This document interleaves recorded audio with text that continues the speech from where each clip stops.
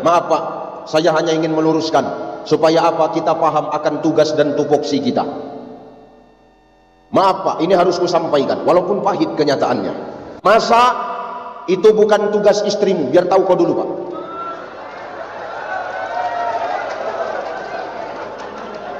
Terserah kau mau terima apa enggak, terserah Pak.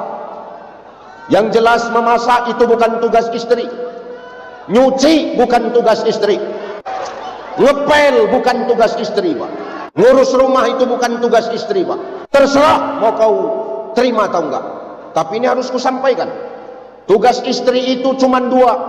Satu, dia taat kepada Allah. Yang kedua, berbakti kepada suami. Jadi kalau kau berbakti sama suami, kau disuruh suamimu masak, masak kau. Suruh nyuci, nyuci kau. Jangan melawan aja mulutmu, taunya tahu kau. Nyesal orang ditepuk tangan Pak. Masya Allah.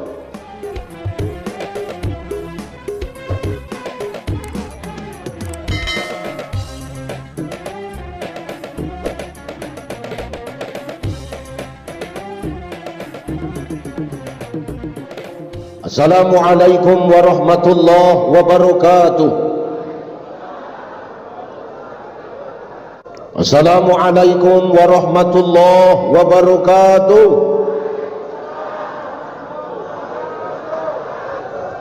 Alhamdulillah, alhamdulillahillazi anzala as-sakinata fi qulubil mu'minin. Asyhadu an la ilaha illallah wahdahu la syarikalah wa asyhadu anna Muhammadan abduhu wa mawalah. Allahumma salli ala sayyidina wa ala ali sayyidina. Faqala Allah ta'ala, a'udzu billahi as-sami'il 'alim minasy syaithanir rajim. Innal ladzina amanu wal ladzina hajaru wa jahadu fi sabilillah ulaika yarjuna rahmatallah wallahu ghafurur rahim. Wa qala ta'ala min suratil ukhra, ahasiban nasu ayyutraku ayyakulu amanna wa hum la yuftanun. Wa qala an-nabi al-maslahatul 'ammah muqaddimun 'ala al-maslahatul khassah. Sadaqallahul azim wa sadaqan nabiyyul karim wa nahnu 'ala zalika minasy syahidin wasyakirin walhamdulillahi rabbil alamin. Sehat Ibu?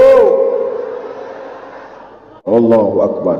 Ini luar biasa ibu-ibu PKMT, kompak, habis jalan, habis pawai, hilang wangi parfum tuh, sampai kemari tinggal bau ketiak aja kurasa. Berkipas pula kawan tuh, menguap ketiak tuh ke depan. Yang penting insyaallah ibunda yang hadir pada siang hari ini, pagi hari ini adalah wanita-wanita salihah, para ibunda-ibunda salihah, para istri-istri yang berbakti kepada suaminya. Betulnya itu? Amin, insyaallah ya Pak. Mudah-mudahan istri kita adalah istri-istri salihah. Ingat, maaf Pak, saya hanya ingin meluruskan supaya apa kita paham akan tugas dan tupoksi kita. Maaf Pak, ini harus kusampaikan walaupun pahit kenyataannya. Masa itu bukan tugas istrimu, biar tahu kau dulu Pak.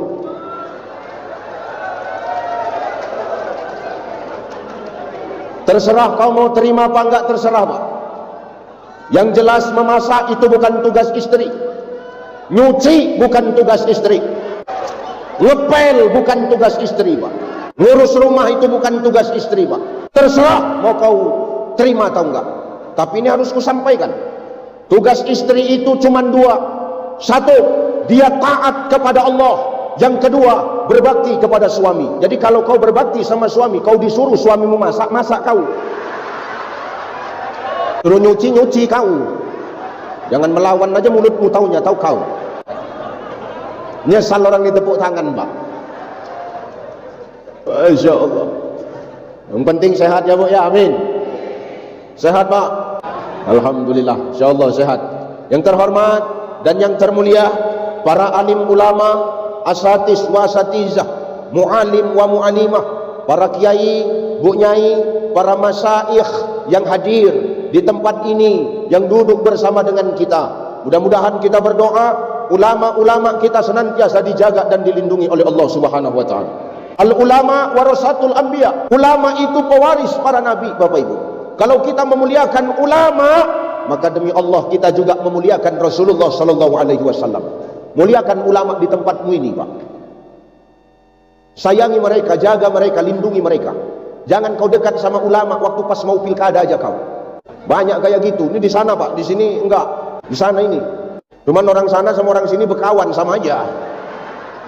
Banyak kayak gitu, iya. Pikir orang tua macam daun salam, nak menggulai ayam, menggulai rendang dipakai daun salam tuh. Begitu matang rendang tuh campakkannya daun salam tuh. Mudah-mudahan di sini tidak begitu. Amin. Lanjut ini, Pak. Masih kuat mental kalian? Yang terhormat Bapak Gubernur Kepri Kepulauan Riau, Bapak Haji Ansar Ahmad SE MM. Sehat selalu, Pak. Ini pertama kalinya kita berjumpa. Aku sering ke Tanjung Pinang nih, cuman baru viral makanya baru diundang.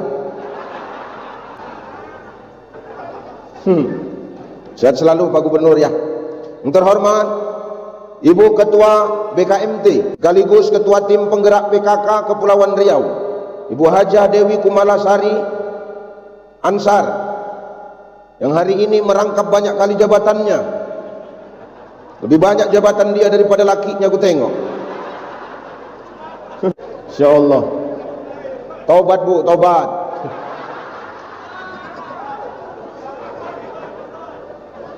Sehat-sehat Bapak dan Ibu. Yang terhormat seluruh Forkopimda yang hadir, kepala dinas, kepala badan, kepala bagian yang baru dilantik menjadi otoritas keuangan. Abang yang bayar aku nanti. Ya, banyakkan sedikit. Astagfirullahaladzim. Kemudian Ibu dan Bapak yang gak bisa aku sebutkan satu persatu, mudah-mudahan kita semua yang hadir ini adalah orang-orang yang Allah berikan keberkahan kepada kita. Bapak Ibu yang dimuliakan Allah Subhanahu wa taala, aku tidak lama-lama. 11:30 Pak Gubernur mau terbang ke Jakarta, Pak. Jam 12. Berarti 11:30 selesai. 1 jam aja, nggak usah panjang-panjang. Ceramah itu biar pendek masuk semua, daripada panjang masuk separuh tak enak.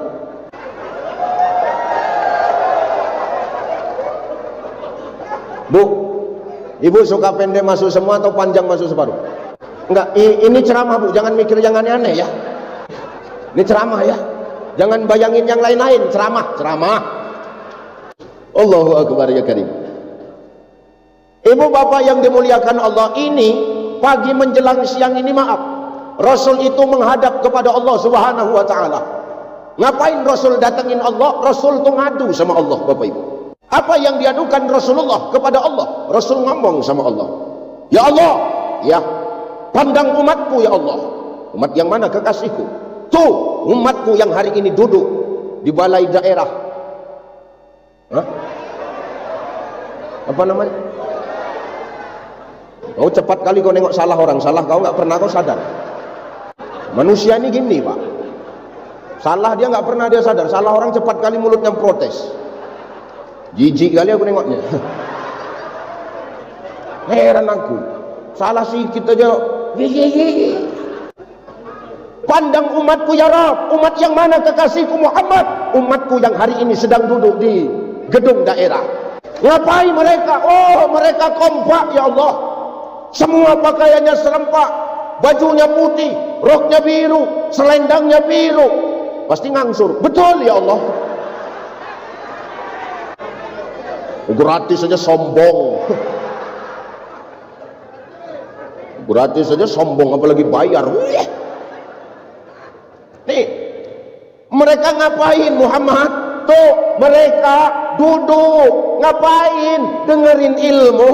Ngapain? Ngumpul ya Allah, silaturahim. Pandang umatku ya Allah. Maka hari ini Bapak Ibu, demi Allah, Allah pandang kita dengan pandangan Ar-Rahman Ar-Rahim. Ar-Rahman itu milik siapa saja. Mau kau sholat, kau enggak sholat. Mau kau ke masjid, kau enggak ke masjid. Kau beriman, kau enggak beriman. Allah kasih Ar-Rahmannya kepada kita. Tapi ingat, Ar-Rahim, sayangnya Allah itu hanya untuk orang-orang tertentu. Mudah-mudahan yang di dalam gedung ini dapat. Ustaz, kami di sana Ustaz, itu entah dapat entah tidak lagi. Dapat Bu, dapat. Payah mak-mak nih. Ya. Nih, Kita dipandang Allah dengan pandangan Ar-Rahman Ar-Rahim. Seketika pandangan Allah itu tidak mendatangkan kesia-siaan, Bapak Ibu. Imam Al-Ghazali menegaskan dalam kitab Ihya Ulumuddin, dipanggilnya malaikat-malaikat Allah. Malaikat, kat, mungkin gitu namanya malaikat. Kumpul, sami'na wa ata'na ya Rabbana. Turun kau kemana? Tanjung Pinang. Sami'na wa ata'na.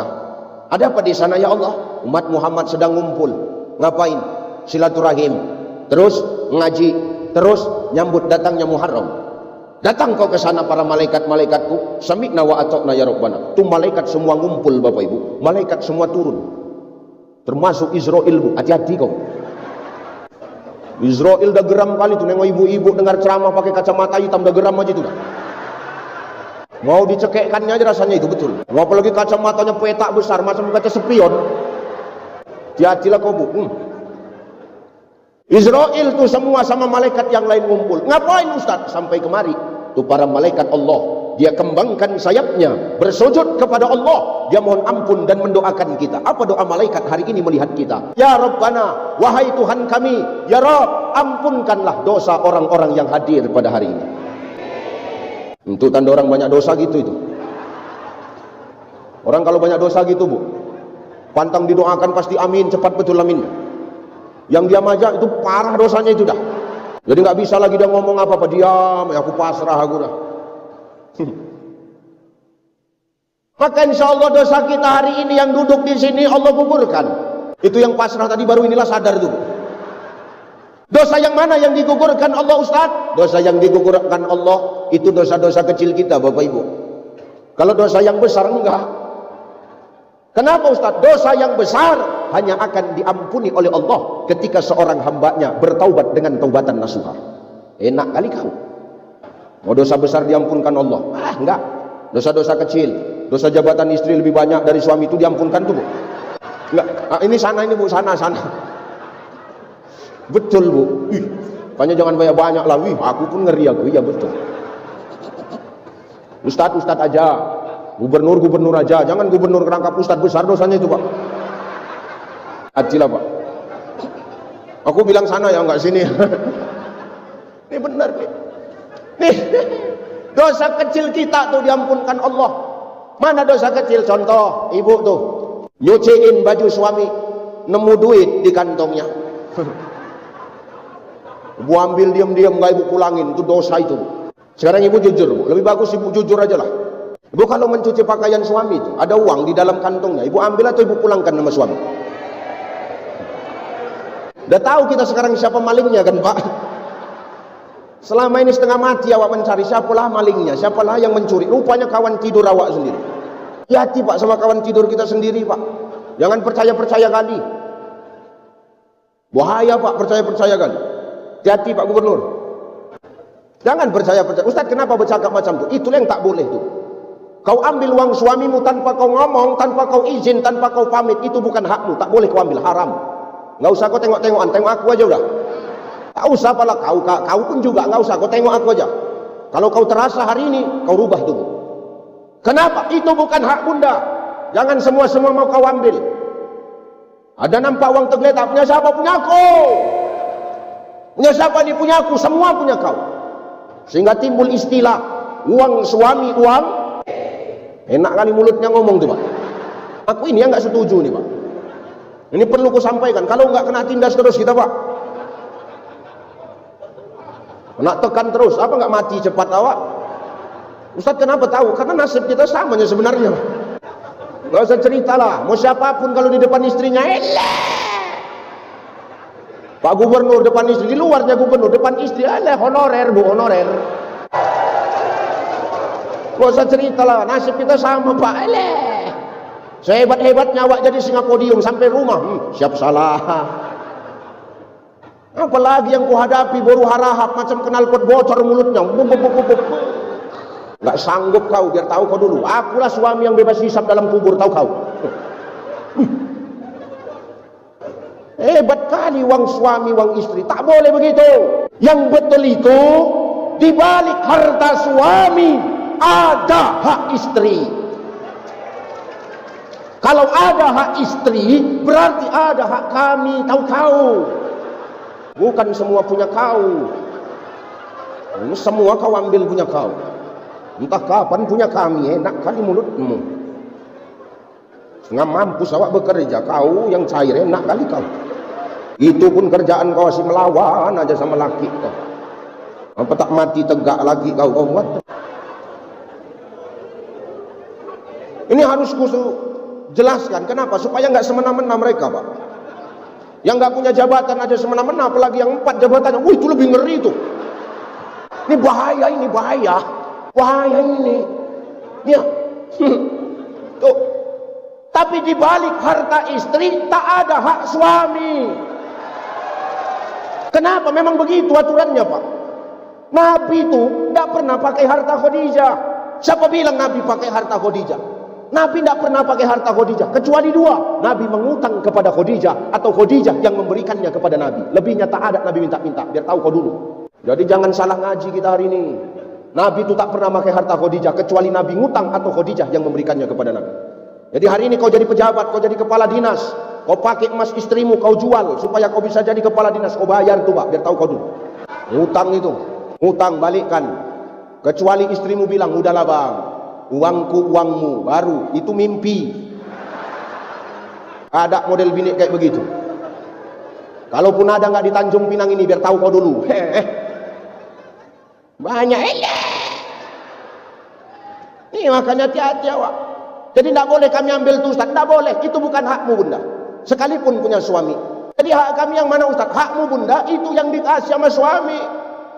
Ustaz, iya 3 juta sebulan kehidupan kami butuh dana. Yang dikasihnya 2,5 juta Ustaz, kurang 500.000. Boleh kami ngambilnya sendiri, boleh. Tapi kau tetap ngomong.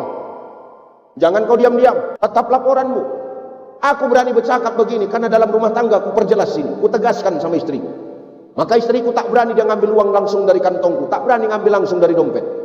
Kenapa Ustaz? Karena tak ada lagi yang mau diambilnya, semua dia diambil dia. Hati-hati awak hari ini. Maka insya Allah dosa kecil kita digugurkan oleh Allah Subhanahu wa taala. 2. Dalam kitab Al-Lu'lu' wal Marjan Sahihun Bukhari Muslim, Nabi sallallahu alaihi wasallam mengatakan, orang yang duduk dalam majelis ilmu itu Bapak Ibu, duduknya sama seperti dia melaksanakan salat sunnah 1000 rakaat. Tak pernah kita salat sunnah 1000 rakaat. Pernah sini salat 1000 rakaat, Bapak? Pak Gubernur pernah, Pak, salat sunnah 1000 rakaat? Gubernurnya aja enggak, apalagi kepala dinas. Sekdanya pun tak yakin awak. Baru dengar ceramah sebentar dah bolak-balik pindah arah tempat duduk, diselonjor gitu. Apalagi 1000 rakaat, mimpilah. Tidak ada kita yang pernah. Ustaz pernah? Enggak. Tapi hari ini kita beruntung, kenapa? Duduk kita di sini, silaturahim terjaga, persatuan dan kesatuan senantiasa terpelihara. Ilmu insya Allah nanti bawa balik. Duduk kita di sini sama seperti sholat sunnah 1000 rakaat. Artinya apa? Begitu besarnya sayangnya Allah kepada kita, begitu besarnya cintanya Allah kepada kita, begitu besarnya kepedulian Allah kepada kita. Namun kadang-kadang kita Bapak Ibu yang nggak pernah sadar dan peduli dengan cinta kasih serta pedulinya Allah dengan kita makhluknya. Berarti kadang kita yang terlalu sombong. Betul? Kita yang terlalu sombong. Ngapain kali kita sombong ini? Nggak ada yang perlu disombongkan. Sehebat-hebatnya kita hari ini, semua ada masa aktifnya, Pak. Sehebat-hebatnya Ustadz, ada masa aktifnya. Asal mati dia selesai ceramahnya. Ya enggak? Sehebat-hebatnya gubernur, ada masanya. Sehebat-hebatnya bupati, ada masanya. Sehebat-hebatnya camat, ada masanya. Sehebat-hebatnya kepala dinas, ada masanya. Semua ada. Hidup kita pun ada masanya, asalkan sampai masanya selesai. Hidup ini bagai lampu dinding yang dinyalakan di malam hari. Apabila minyak sudah kering, ia kan pasti padam sendiri. Hidup kita ini macam lampu dinding, ada minyaknya, asalkan habis minyaknya, tanpa kau tiup, tanpa kau aba-aba, pasti akan mati sendiri. Begitulah kita. Jadi selama kita hari ini hidup, jangan sombong dengan kasih sayang Allah kepada kita. Allah kasih kita hidup karena Allah ingin kita terus memperbaiki diri kita, Bapak Ibu. Jangan kita semakin dikasih hidup semakin sok paten. Gak usah perlu sombong kita hari ini. Apa yang perlu kita sombongkan? Dari tanahnya kita semua ini. Pak Gubernur dari tanah, Pak Sekda dari tanah, Ketua MUI dari tanah, Kepala Dinas dari tanah, saya dari tanah. Kita semua dari tanah. Cuman model tanah kan macam-macam. Oh, ada tanah tandus keras saja, ada tanah subur, gembur aja dia kan. Ada tanah namanya tanah berawer tuh, tanah rawa, berawer aja kerjaannya. Makanya kita jangan sombong. Min sulalatim min tin. Kita berasal dari saripati tanah. Jangan sombong kau manusia. Begitu mudah bagi Allah mengambil kekuasaanmu tanpa merebut jabatanmu, Pak. Begitu mudah bagi Allah mengambil popularitasmu tanpa membuka aib pada dirimu. Maka jangan sombong kita hari ini. Betul? Ayo ngaji kita. Enggak usah panjang-panjang. Maka dua, duduk kita di sini Allah gugurkan dosa kecil kita. Yang kedua, duduk kita sama seperti sholat sunnah 1000 rakaat. Jadi Ustaz, apa yang mau kau sampaikan dalam peringatan tahun baru Islam ini Ustaz? Satu, saya mau tegaskan tahun baru Islam, tahun kau, maka dia termasuk kepada golongannya. Jangan kau sok-sok cup-cup trompet, bertingkah kau. Kumpul semua di lapangan, tutup trompet, hitung 3, 2, 1, pengong. Israfil terkejut. Ditiupnya sangkakala tuh, kiamat gitu nih Pak. Maka jangan kau latah. Tahun baru inilah, Muharram inilah yang harus kita kenalkan. Kepada siapa? Anak cucu kita. Sama dengan sholawat, harus kita kenalkan dengan anak cucu kita. Kalau kita nggak kenalkan, siapa lagi? Hebat sholawat. Rohatil atyar ustasyadu bilayanil maulidi wabariqun nur yabdu bimma'ani ahmadi. Gitu Pak Gubernur. Tadi kan Bapak kencang kali, entah cemana ngikutinya. Bapak kencang kali, bingung Pak Sekda tadi ngikutinya. Cemana Ustaz? Ya cemana lagi, nganga aja lah aku bilang. Kalau nganga asal ikhlas kan dapat pahala Pak. Iya udahlah nganga aja aku bilang. Gitu notnya Pak. Bapak kencang kali, rohatil hati awak pun bingung. Cemana nih ini kupikir. Nampaknya cukup sekali aku diundang ini nampaknya. Dalam hati Pak Gubernur tuh jangan undang Ucai lagi tuh. Kenapa? Lancipan mulutnya nggak usah undang lagi. Nah, aku tak apa-apa tak diundang, no problem, is okay, no problem. Ya betul Pak, banyak pejabat begitu. Nggak usah lagi undang Ucai itu, lancip kali mulutnya, oke nggak masalah. Oh, Pak Gubernur mau berangkat, ya silakan Pak, hati-hati. Pak udah dititipkan kan sama.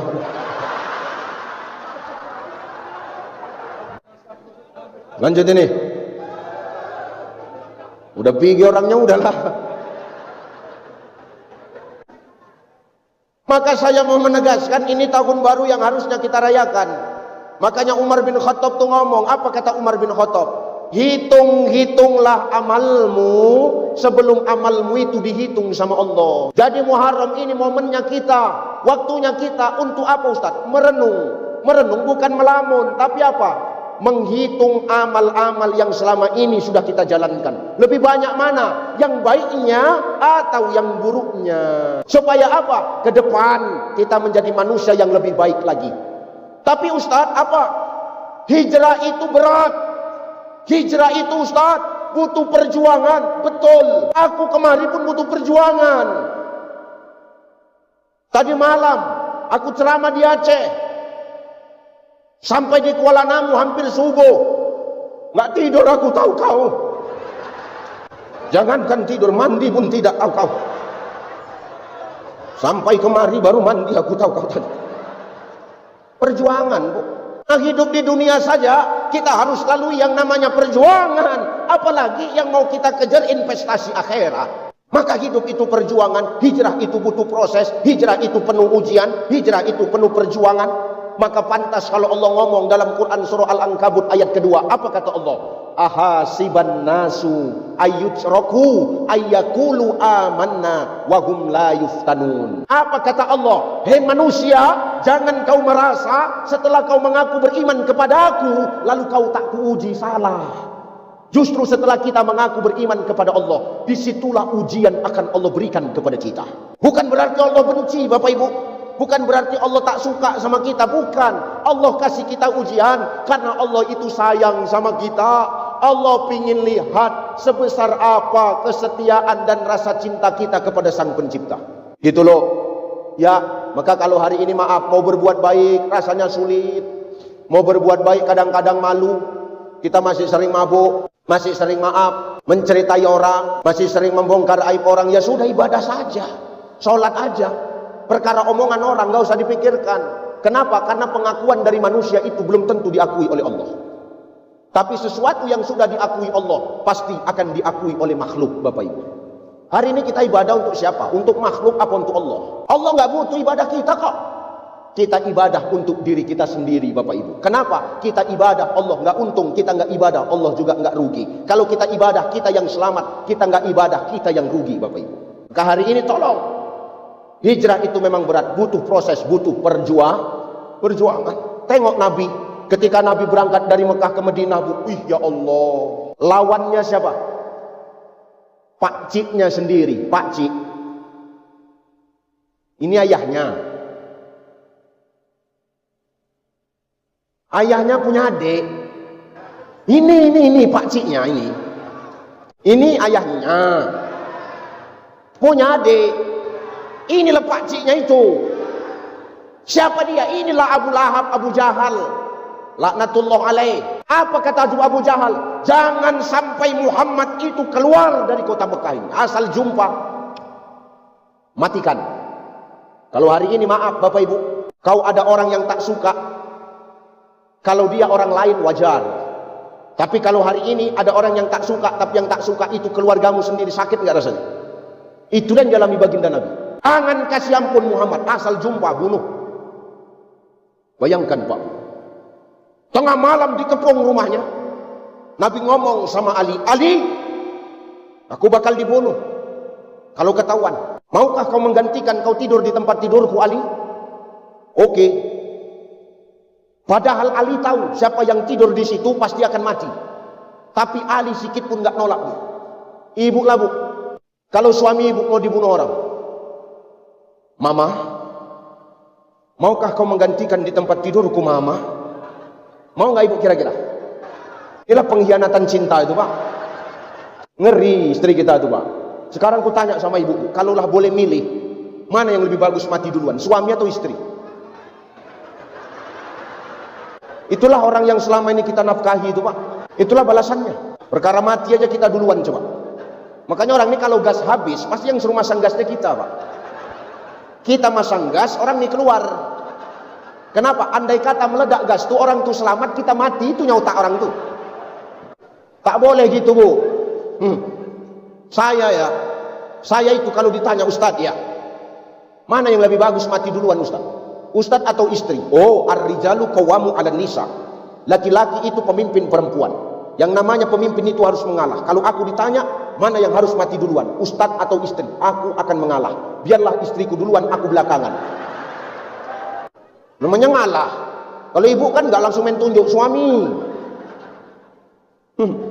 Nih, Ali sudah tahu siapa yang menggantikan di tempat tidur Nabi, pasti akan wafat. Tapi Ali sedikit pun gak ada keraguan. Berangkatlah kau bersama Abu Bakar ya Rasulullah. Aku yang akan menggantikanmu. Waj'alna min baini aydihim saddan wa min khalfihim saddan fa'anshaynahum fahum la yubsirun. Kujadikan di depan dinding, belakang dinding, kanan kiri dinding, supaya mata mereka tak nampak ketika Muhammad dan Abu Bakar keluar. Disihir, pakai pasir, tak nampak. Bebas Muhammad keluar rumah, dikejar, masuk ke gua. Gua Sur, gua Hira, itu tempat terima wahyu. Udah salah kuat-kuat kau. Pede pula itu, jijik ada orang nengoknya iya. Udah salah kuat-kuat.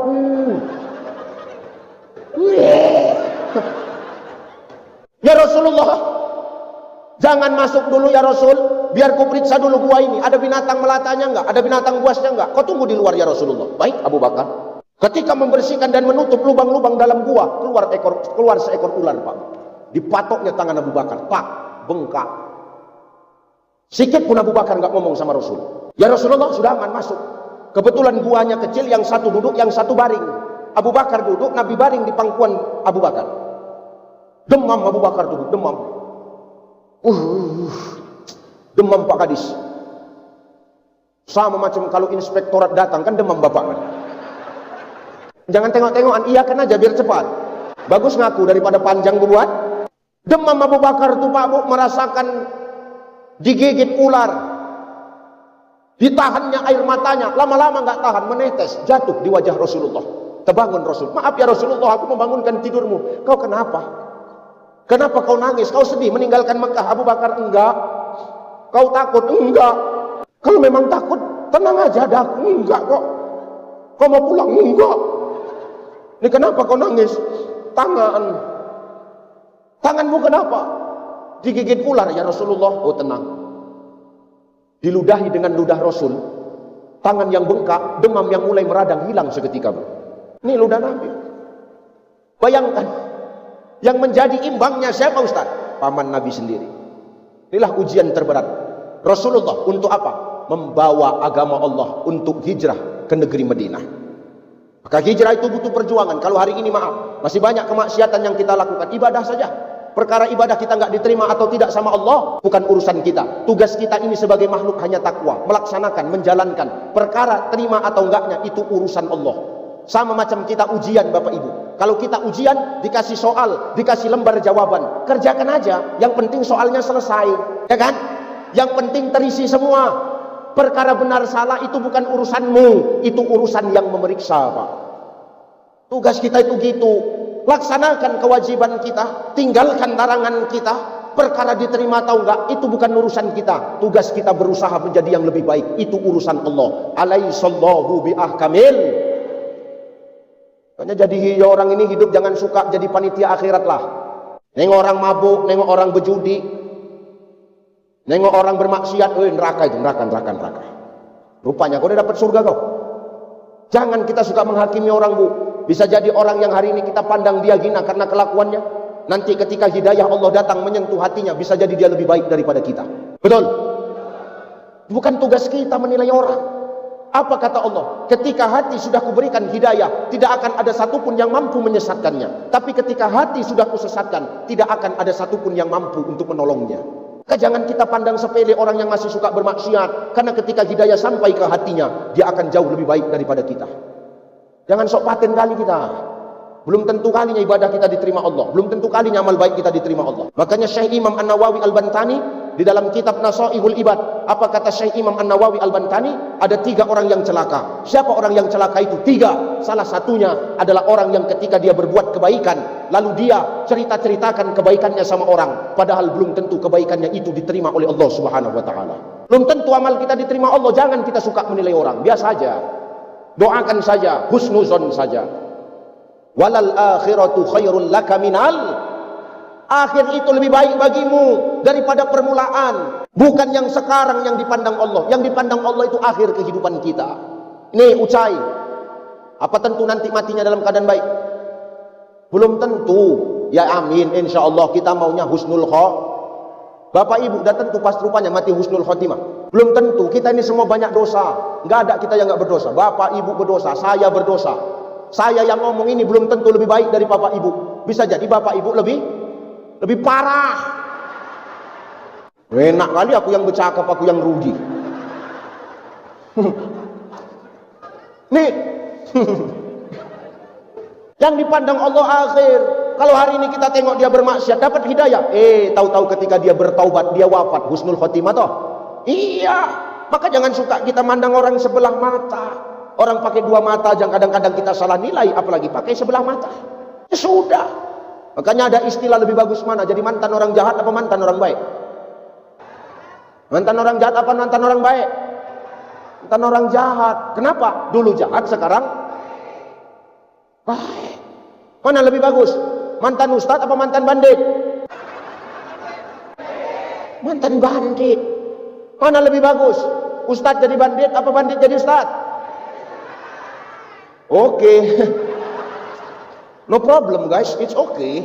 Mana lebih bagus? Ustadz mati di hotel atau bandit mati di masjid? Oke, bandit mati di masjid.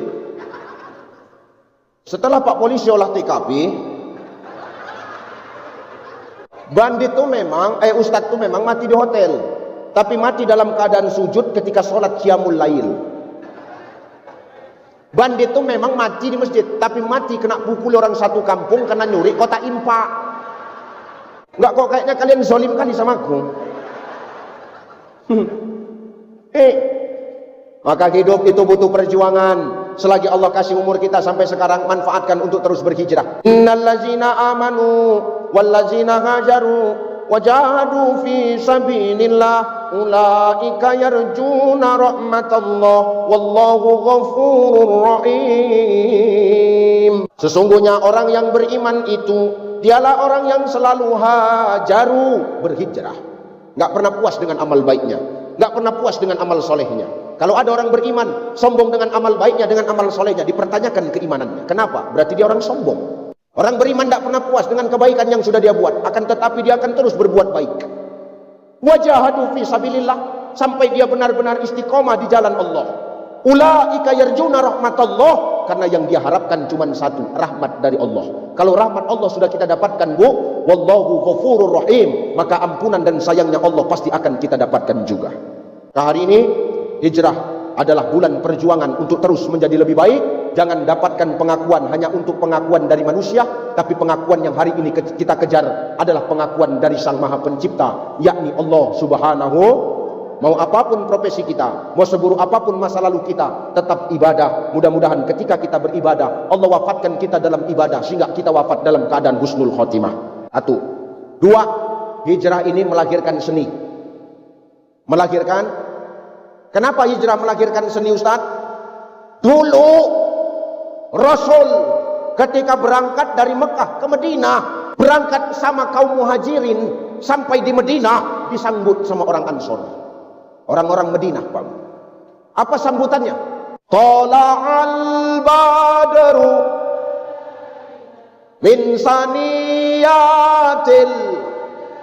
wajabas syukru mada'alin. Seni nggak ini? Seni nggak? Seni apa? Seni qasidah. Kenapa hijrah melahirkan seni? Kenapa ini Rasul nggak marah waktu disambut seperti itu? Karena Rasul ingin mengenalkan, ini loh seninya Islam. Lewat seni ukhuwah akan terjaga, Bapak Ibu. Lewat seni lapisan masyarakat bisa dirangkul dengan baik. Seni itu Nabi itu. Nabi ingin ajarkan sama kita, ini loh seninya Islam, dan seninya Islam itu menggambarkan akhlak serta adabnya orang Islam. Makanya kalau ibu-ibu main qasidahan, apa pernah pakai baju bikini? Apa pernah auratnya terbuka? Kan kompak seragam, pakai gamis, kalau hitam hitam semua, putih putih semua, biru biru semua, ya enggak? Semua kompak. Gamis yang 3 kali bayar itu. Kau yang gamis baru, kami yang setengah mati bayar yang surannya. Enak kali kau jadi perempuannya. Tuh qasidah tuh. Pakaiannya nutup aurat. Makanya ini senang aku nengok ibu-ibu begini nih. Ini baru namanya berjilbab. Harus tahu bedanya jilbab, harus tahu bedanya kerudung. Nih, simak ya, simak. Jilbab, kerudung. Sampaikan sama istrimu, Pak. Khusus yang punya istri, yang duda diam-diam aja. Gak usah kau sampaikan sama istri orang pula. Ada jilbab, ada kerudung. Apa bedanya? Jilbab itu dipakai dari kepala menutup sampai ke dada. Enggak usah tengok-tengokan, pandang aku aja. Jilbab tuh begitu, dipakai di kepala menutup sampai ke dada. Kerudung dipakai di kepala, lampu tembak tetap nampak. Apalagi lah bahasanya yang lembut kalau nggak lampu tembak. Enggak usah tengok-tengokan, kalau tersindir rubah. Bukan perkara gaya, tapi perkara apa? Syariat, Pak Bu. Nih, jangan kau yang berbuat, kami yang menanggungkan dosa. Pamerkan lampu tembakmu sama siapapun, kami yang menanggungkan dosanya, tahu kau? Hati kita, Bu. Nih seni syariat, ya Bu ya. Jilbab bukan kerudung. Makanya orang yang ngaji sama yang nggak ngaji itu harus ada beda. Jangan orang yang sudah ngaji sama yang nggak ngaji, nggak ada beda. Nanti kita diketawai sama yang nggak ngaji. Apa kata yang nggak ngaji? Leh. Percuma tiap bulan pengajian. Leh. Mana-mana masih suka bongkar aib orang. Leh. Bagus aku nggak ngaji. Diketawainya kita. Leh. Percuma udah ngaji. Mana-mana membuka aurat. Mending aku nggak ngaji. Coba, malu nggak kita digitukan? Maka orang yang sudah ngaji sama yang nggak ngaji, minimal akhlak dan adabmu itu berbeda. Minimal auratmu kau jaga. Kau ini aurat yang berjalan. Jangankan lekuk tubuhmu, suaramu pun aurat.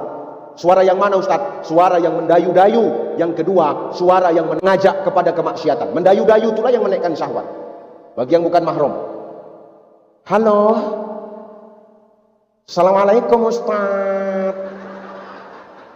Udah tua jonti kau, jijik. Mulai aku dengarnya aku pikir.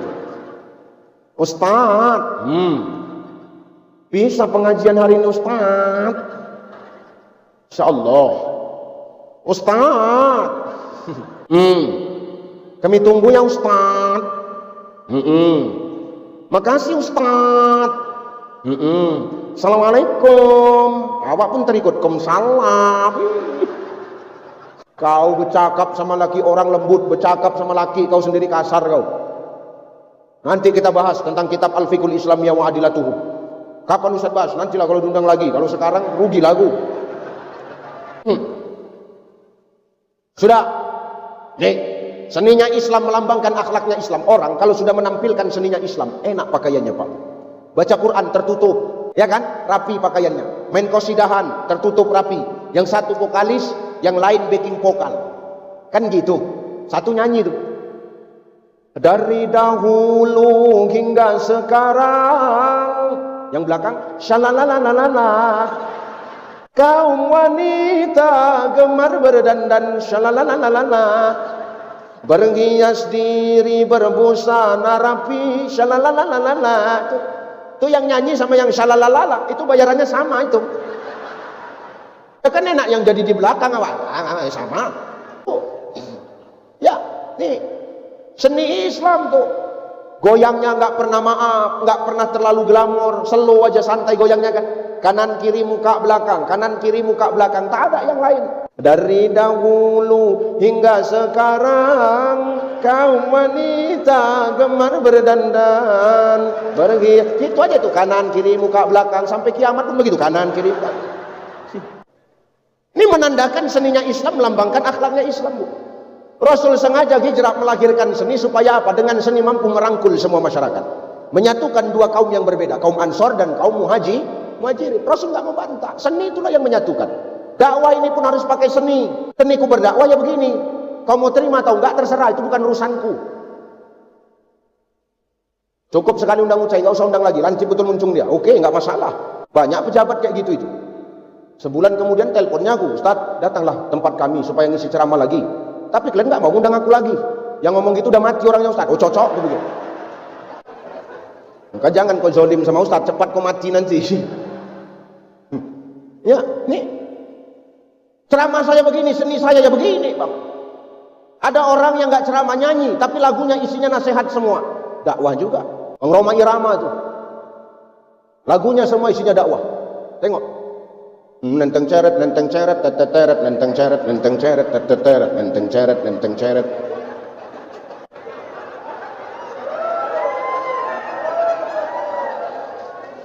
Begadang jangan begadang, nenteng ceret gitu.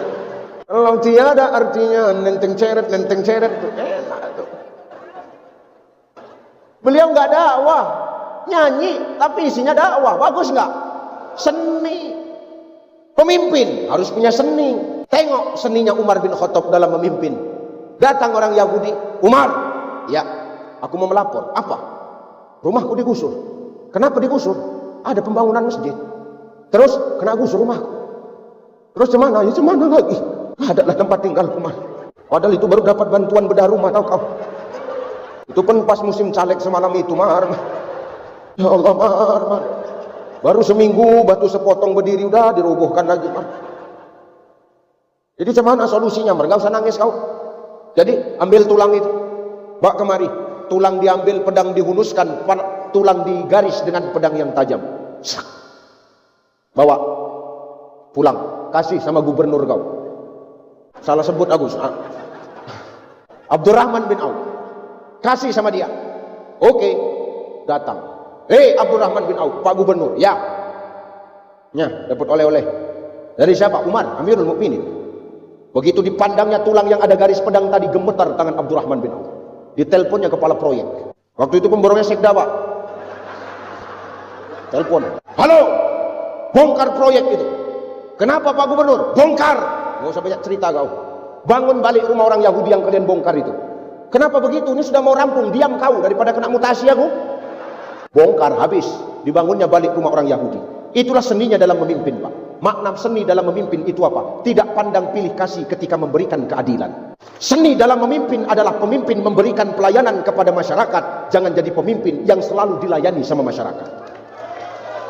Kalau sudah kita buat seni begini, insya Allah ukhuwah akan terjaga, silaturahim akan tetap terjalin dengan bagus.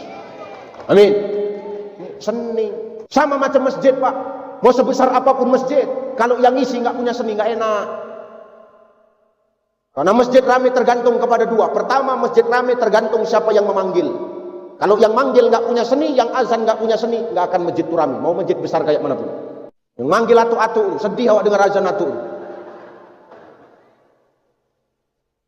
Allahu Akbar.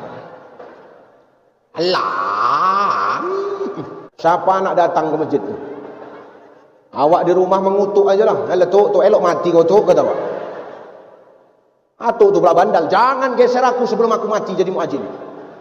Gampang aja atuk tu makan. Kasih racun nasi atuk tu. Mati atuk tu. Jadi kami yang tua-tua tak boleh ajan, Ustaz. Bukan kau yang tua tak boleh ajan. Tetap kau boleh ajan, Pak.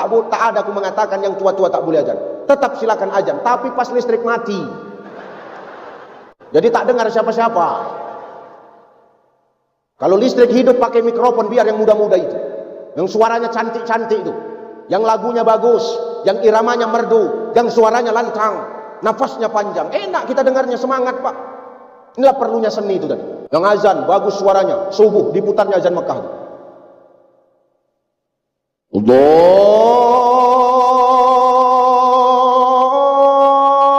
Akbar. Allahu Akbar. Kalau sudah begini azan subuh tuh, terbangun ayah dia yang tak pernah bangun subuh. Siapa yang azan tuh, Mak? Anak kita lah ya. Anak kita, iya. Rajin anak kita subuh tuh azan ke masjid, iya, Mak. Iyalah, tak macam kau ayahnya Fir'aun, nasi tidur aja kerja kau. Nanti zuhur beda lagi lagunya. Dibuatnya lagu Malaysia. Cemana lagu Malaysia itu, Ustaz? Kasih contoh sikit. Allahu Akbar, Allahu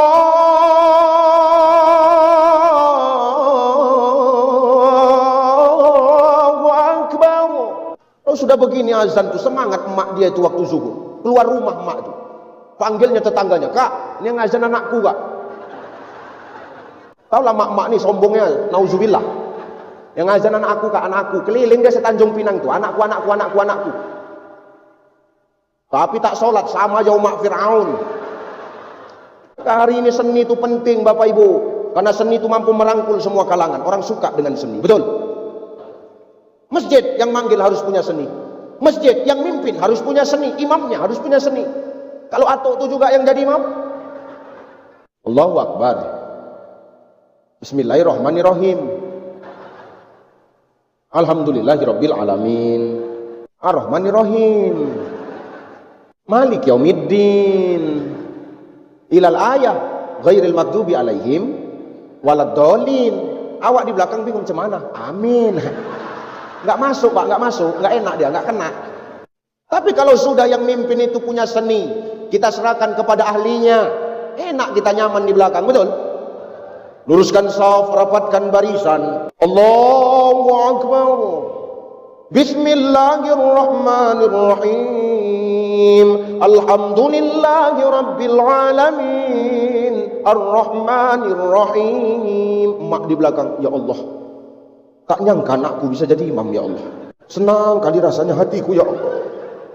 Bangga betul rasanya punya anak bisa jadi imam, bagus suaranya, ya Allah. Oh, Kak, ini yang imam anakku, Kak. Anak kau tak pandai, Kak, anakku yang pandai. Emosi kawan sebelah tu. Aku tahu ini anak kau, cuman mulut kau diam ni solat. Kawan sebelah bercakap, solat tu tak boleh bercakap, tahu kau. Yang belakang nyambung, untung aku tak bercakap, kata yang belakang. Selesai solat. Artinya apa, Ustaz? Ternyata seni itu mampu merangkul. Seni itu mampu mengundang empati, bukan simpati lagi, empati, Pak. Maka kuatkan seni. Seni yang bagaimana? Seni yang berdasarkan dengan agama. Hanya karena Allah, cuma Allah dan untuk Allah. Maka insya Allah jika dikaitkan dengan seni, semua akan baik-baik saja, Bapak Ibu.